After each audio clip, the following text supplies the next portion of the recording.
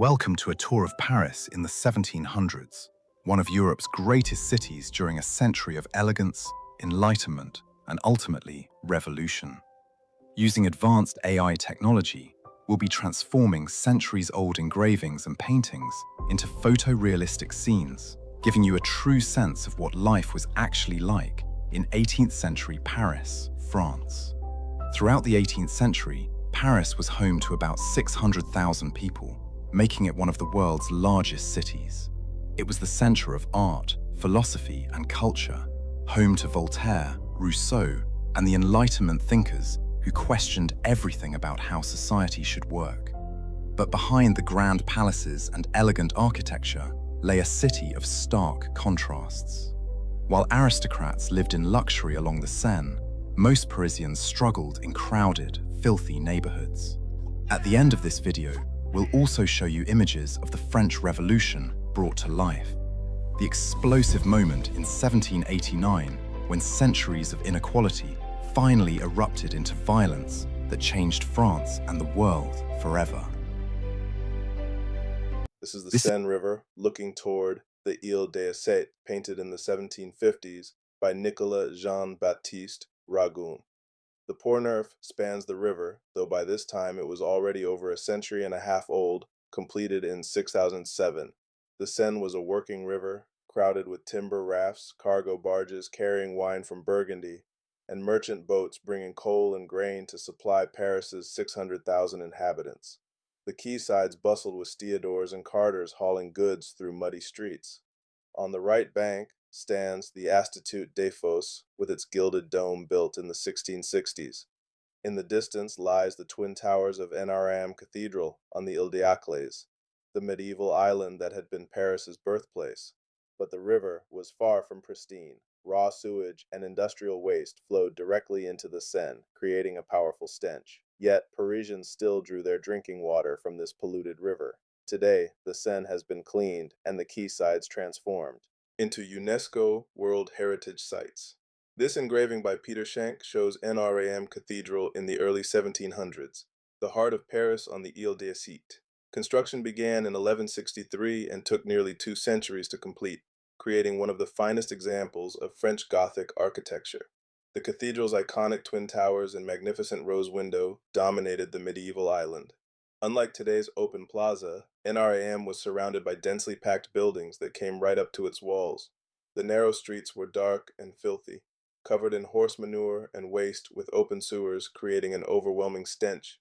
Despite the squalor, NRAM remained Paris's spiritual center, hosting royal ceremonies, religious festivals, and daily masses attended by all levels of society, from kings to beggars. Today, NRAM still stands on the Ile d'It, though the medieval buildings around it were cleared in the 1800s. The cathedral was severely damaged by fire in 2019, and, despite reopening in 2024, the final repairs are still ongoing. This is the Hotel des Sons, a magnificent palace built for Catherine de' Medici between 1572 and 1584.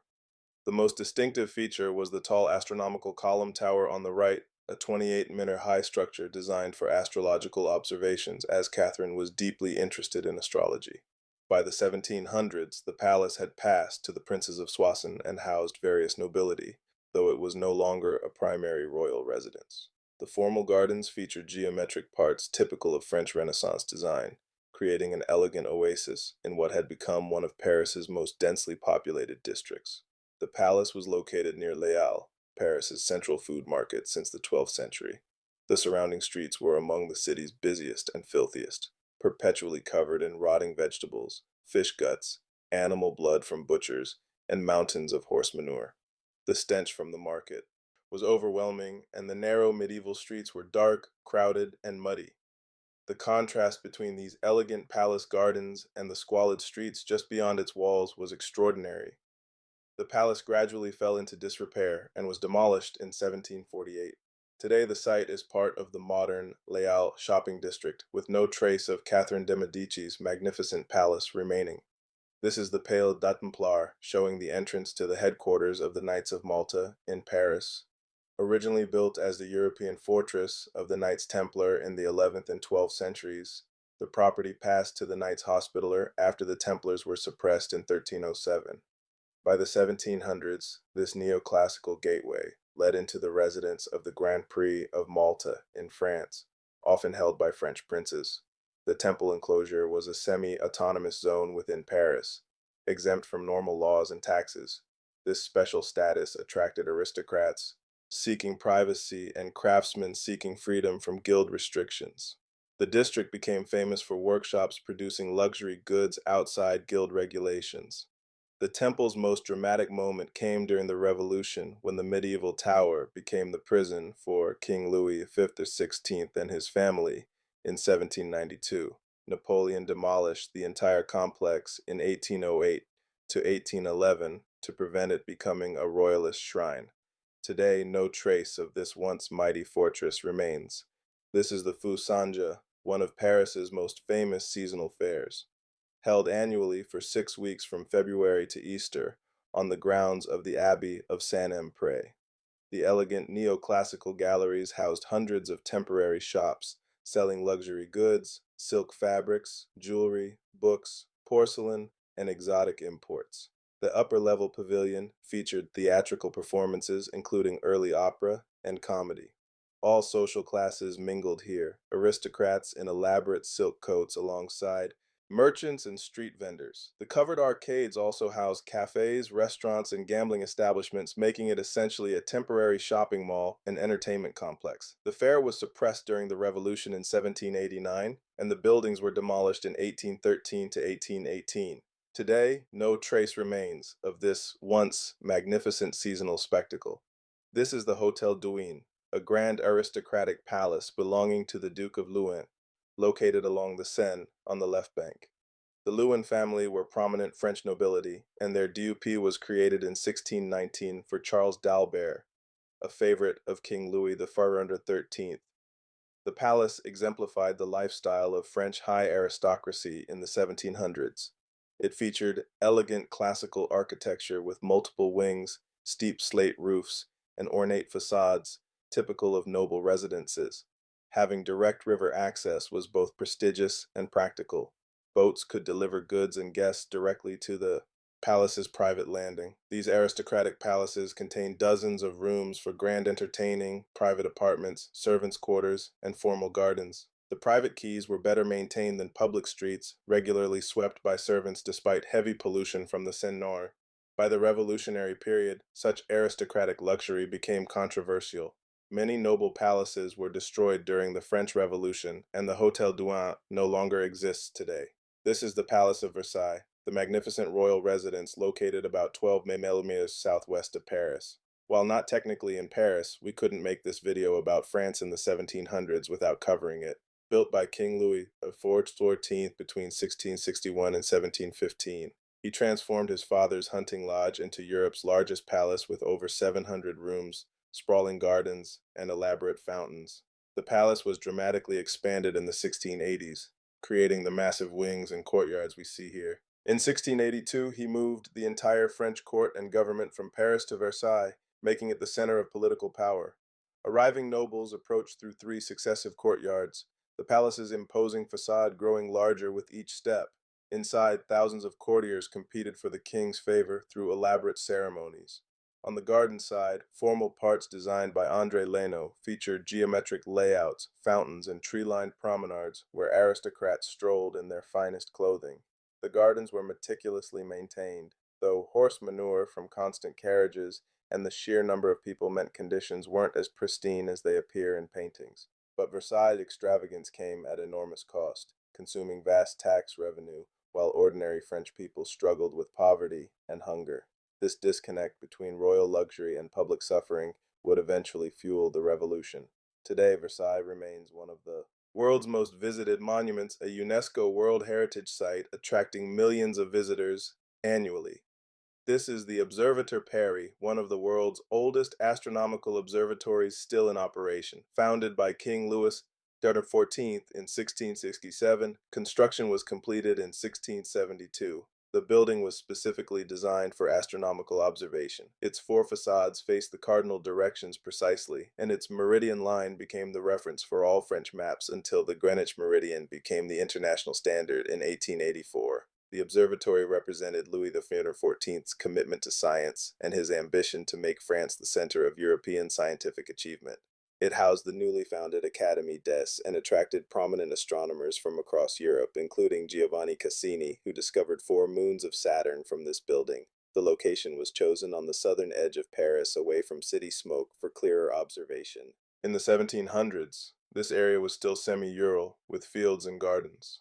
The observatory remains active today as a leading astronomical research institution after over 350 years of continuous scientific work. This is Les Invalides, founded by King Louis XIV in 1670 as a military hospital and retirement home for wounded soldiers. Before this, disabled veterans were often left to beg on the streets. Louis XIV wanted to honor those who fought for France by providing them with care and dignity. The massive complex could house up to 4,000 veterans at a time, with dormitories, infirmaries, workshops, and this vast esplanade parade ground. The iconic Golden Dome, designed by Jules Hardouin Mansart and completed in 1706, became one of Paris's most recognizable landmarks. This engraving from around 1710 shows Line Valid when it was brand new. Veterans lived under military discipline, attending daily masses, working in workshops, and participating in ceremonies. The area was cleaner than crowded central Paris, benefiting from open space and military maintenance. Today, Line Valid remains a working military hospital and houses the Musée de l'Art and Napoleon's tomb beneath the Golden Dome, which was added in 1861. By the late 1780s, France was in crisis. Decades of expensive wars and extravagant royal spending had bankrupted the kingdom. Poor harvests caused bread prices to soar, while the nobility paid almost no taxes, leaving ordinary people bearing the entire burden. When King Louis XVI summoned the Estates General in May 1789, for the first time in 175 years, the Third Estate, representing commoners, demanded real political power. The king tried to suppress them. On July 14, 1789, Parisians stormed the Bastille prison. The French Revolution had begun, and violence spread across Paris as crowds attacked symbols of the old regime. This depicts the violent pillaging of prison Saint-Lazare on July 13, 1789, the day before the storming of the Bastille. Saint-Lazare was originally a medieval leper hospital that became a monastery, then a prison holding debtors and people imprisoned by royal orders without trial. Paris was experiencing severe bread shortages, and rumors spread that grain was being hoarded at Saint-Lazare while people starved. On July 13th, angry crowds stormed the complex, freed about 50 prisoners, and ransacked the buildings. The mob seized stored grain, wine, and supplies, loading them onto carts to distribute in the streets. They systematically destroyed the prison, smashing windows, breaking down doors, and causing an estimated 400,000 LRA in damage. Ironically, during the Reign of Terror in 1793 to 1794, Lazare became one of Paris's most notorious revolutionary prisons, holding aristocrats and suspected counter-revolutionaries awaiting the guillotine. The complex was eventually demolished in the 19th century, and the Gare Saint-Lazare train station now occupies part of the site. This engraving by Hellman shows the storming of the Bastille on July 14, 1789, the day after the Saint-Lazare attack and the most iconic moment of the French Revolution. The Bastille was a medieval fortress prison in eastern Paris, a hated symbol of royal tyranny where the king could imprison anyone without trial. On the morning of July 14th, thousands of Parisians marched to the Bastille, demanding weapons and gunpowder stored inside. The fortress's governor, Bernard-René Delone, refused to surrender. After hours of negotiation, the crowd attacked with cannons, and fierce fighting erupted with musket fire and artillery, creating clouds of smoke. The battle lasted about 4 hours. Nearly 100 attackers were killed, but eventually the defenders surrendered. The crowd stormed inside, freed the 7 prisoners held there, and brutally killed Governor Delony and several guards. Their heads were paraded through Paris on pikes. Though only 7 prisoners were found inside, the fall of the Bastille became the revolution's defining moment. It proved that the people could defeat royal authority through force. The Bastille was completely demolished by November 1789. Today, the Place de Bastille and the Colonne de Juillet monument mark the site, and July 14th remains France's national holiday, Bastille Day. The magnificent palaces, churches, and institutions we've explored today tell only half the story. Behind the grand facades, most Parisians struggled in conditions we can barely imagine today. The ideas of liberty, equality, and democracy that emerged from revolutionary Paris spread across Europe and beyond, reshaping how we think about government, human rights, and society itself. If you enjoyed this journey through 18th century Paris, please comment below what city and what era you'd like to see next, and your hometown may be featured in the next video. Thanks for watching, and as always, we'll see you in the past.